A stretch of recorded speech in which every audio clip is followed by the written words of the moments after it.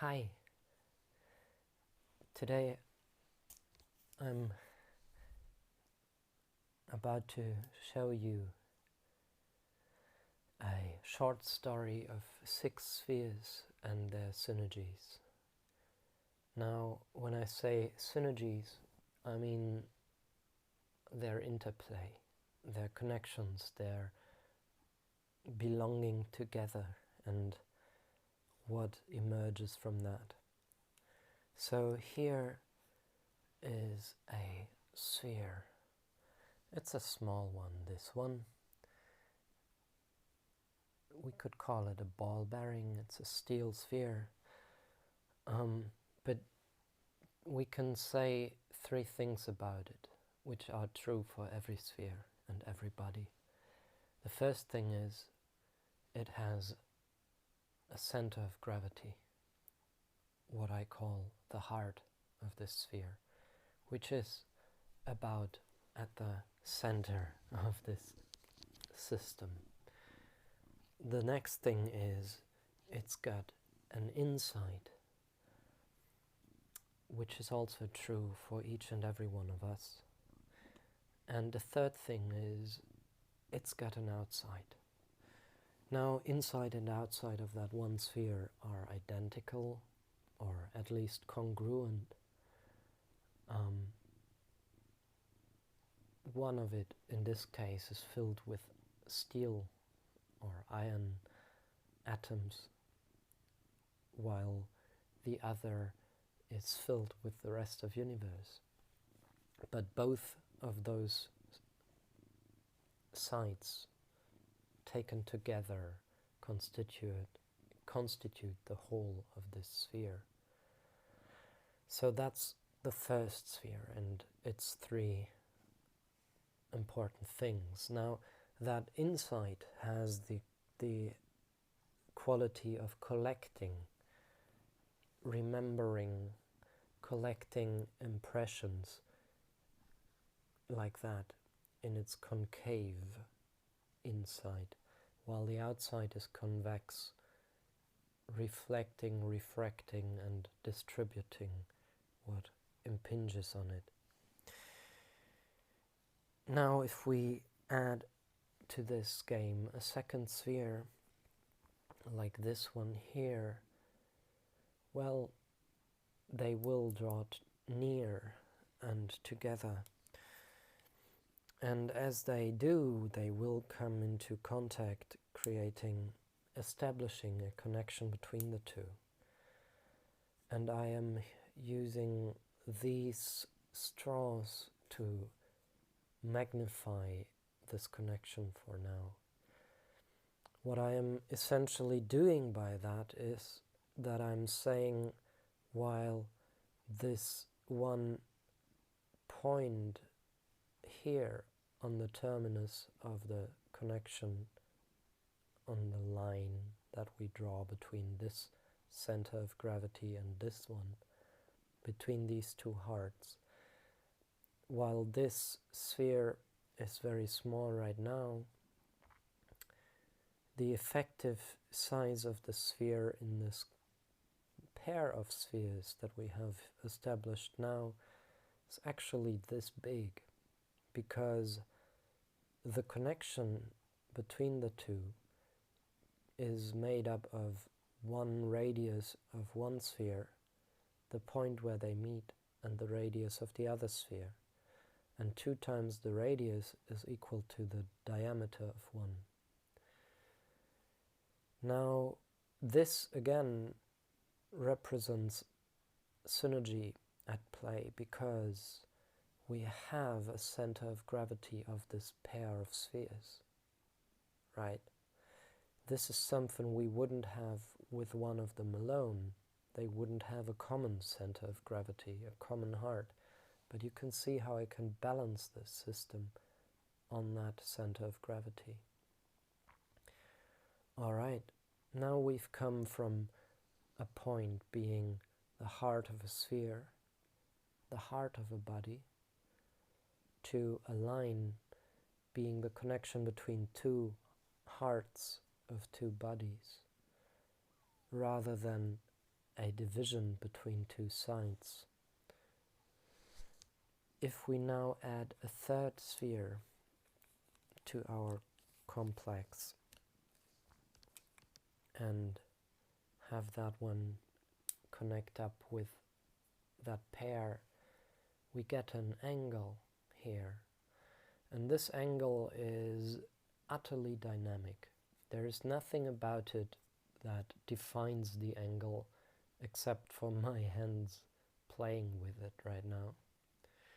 And if you've ever played with levers, you know that it's much harder to control this on this side of the angle than it is on this, where I have all the lever advantage on my side.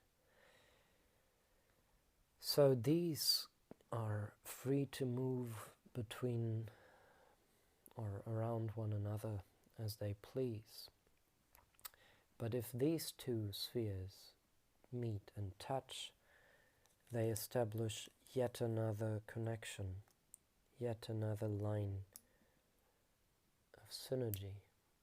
And as they do so, we grow our first I. And this I, as I see it, is an I because if you put together three spheres that are similar in size, you will find you will be able to look between them. There is an opening. There is no surface here, but an opening.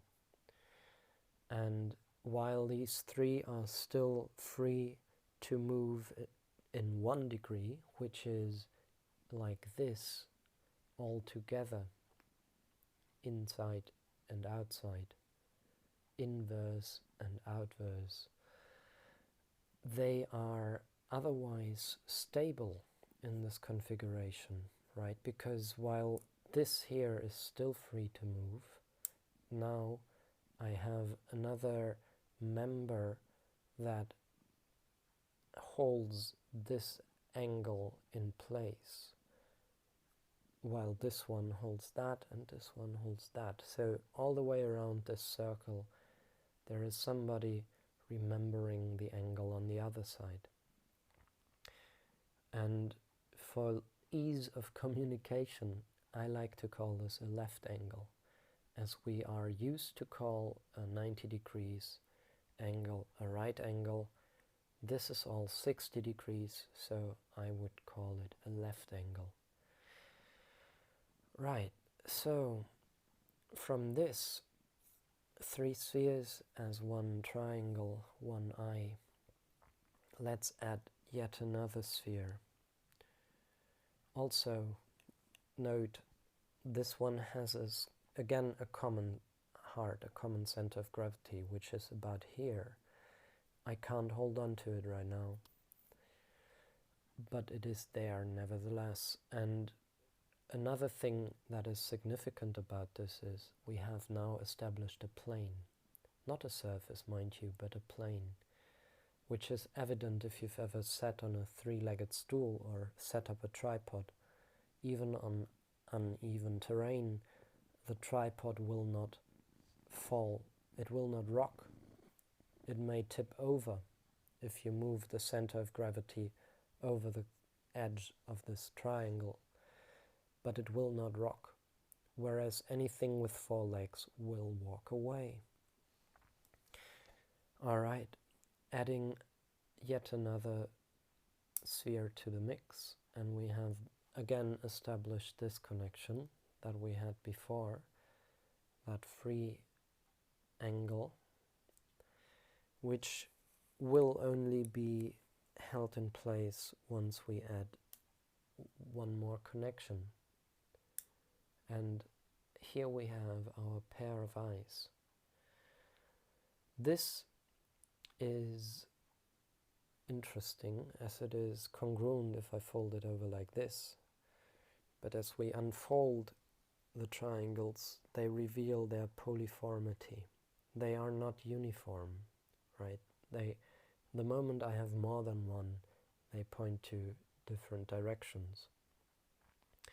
It's also significant insofar as if I took this one connection out again, just to make this point clear here, there is no polygon that we could call a quadrilateral in this case, because this is absolutely free to move whichever way it wants to. Now, with that connection in there, there is a lot more stability to this, but it's still able to move. It's like a bird or a butterfly able to take flight. Alright, so what happens if we go for the last connection between these two spheres here? Let's see, let's add that connection in. And I'm gonna take you here and add this to one side and here. And suddenly something remarkable happens again. We have another whole. We went from a whole sphere to a whole pair of spheres, to a whole eye, to a whole pair of eyes, and now to a whole 4 eyes. Why 4? 1, 2, 3, 4. That's clear now, isn't it? And note how this is the first time since the first sphere that we looked at that we have again bound together an inside of universe with an outside of universe. That is not outside of universe. It's the outside of this 4 eyes, which is identical with the whole of universe. Both inside and outside make the whole of universe and the whole identity of this body. In other words, this is the very first sphere out of spheres. It is the very first body or system that is binding an inside to an outside. And it's the first time that all of these are held in place completely, so they can only move all together, but there is no degrees of freedom left for each one individual. And they come with their own center of gravity, which is again somewhere here and not to be grasped currently. It would take a higher frequency to do so. However, I said I wanted to share with you a short story of 6 spheres, half a dozen. This is only 4, which is a third of a dozen. So let's see what happens if we keep adding spheres, yes? Here is another one, number 5. It doesn't want to go there. Here it wants to go. It's always good to keep the magnetism in mind, because you don't want to mix up the magnet field lines, otherwise it will disintegrate. So we see we have again the case we had before. Here is a whole pair of spheres. One is attached to the 4 eyes, or a member of the 4 eyes, while the other is still free to move freely. Now adding yet another connection. Oops, not that way around, this way around. Woo! Oh, sorry, I dropped that on my cat. He's cool. Now I have to reconfigure this quickly. That's what you get when you're playing with magnetism. Aha, there we go. Now we have again a pair of eyes, basically. Well, one pair of that pair of eyes is actually a 4 eyes, but the other is still a single eye. It's still a hinge as it was before. So let's add yet another line of connection. Up, and here we go. So this is a pair of 4 eyes in a way, but I would also call this a 6 eyes, or actually 6 around 1, as they share 1 eye in between them. Now, here is something to keep in mind while we keep adding.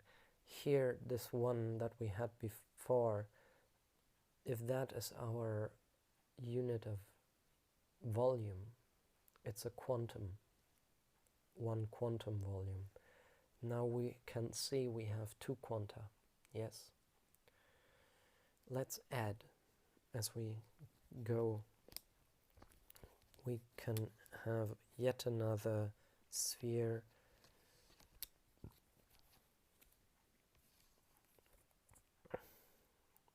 coming in. No. Here. Again, free to move as before.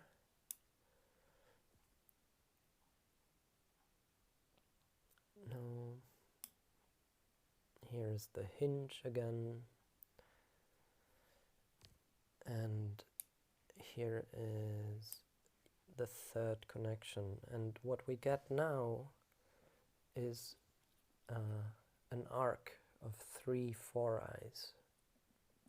Looks a little like a boat, perhaps.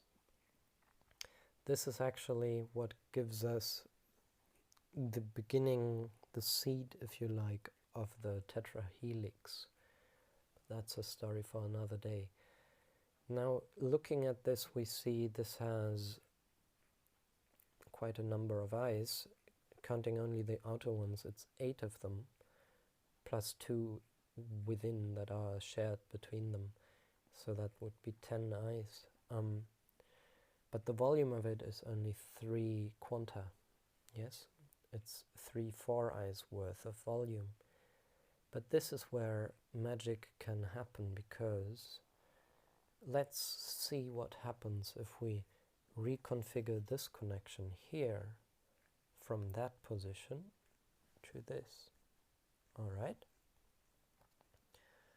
And that is what in spherical thinking constitutes a quantum leap. And you see, I took out that connection and this begins to move. So I'm going to rest it a bit and add that very connection in between these 2 points, like so.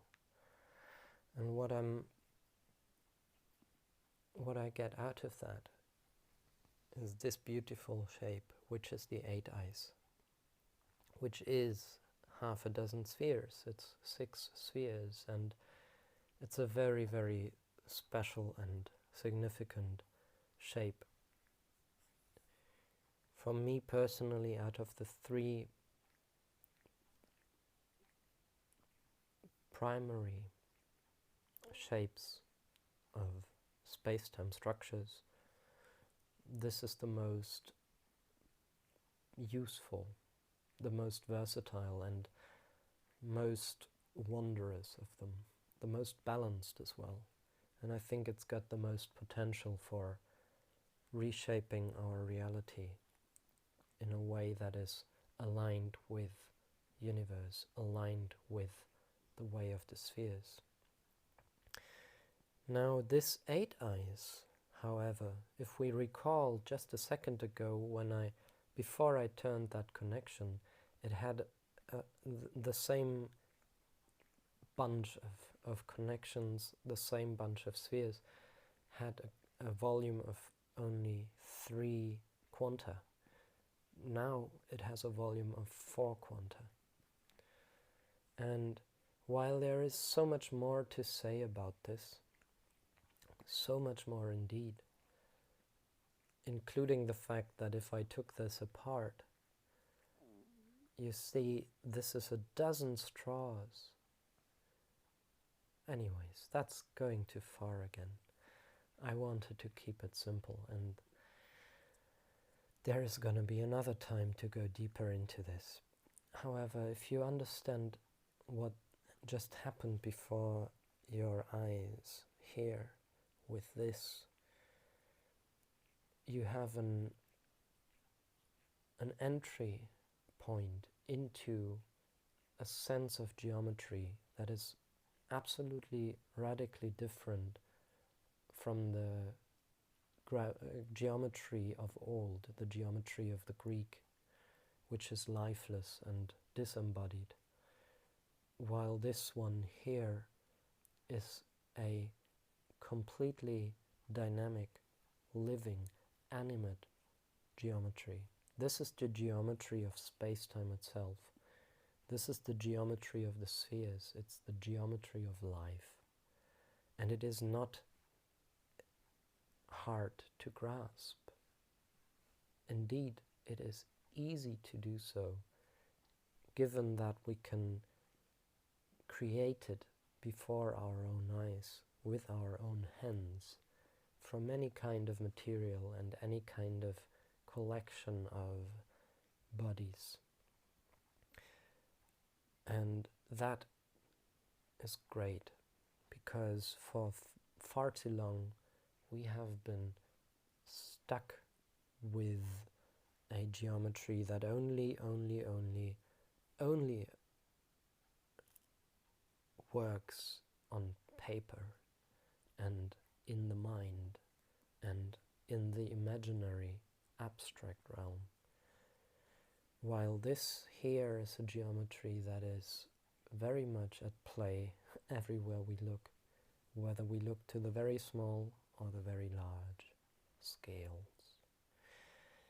With that, I want to say goodbye, and I am grateful for your patience, for your curiosity, and invite you to make your own play with this. Take care and see you around. Nice to be Sphere with you.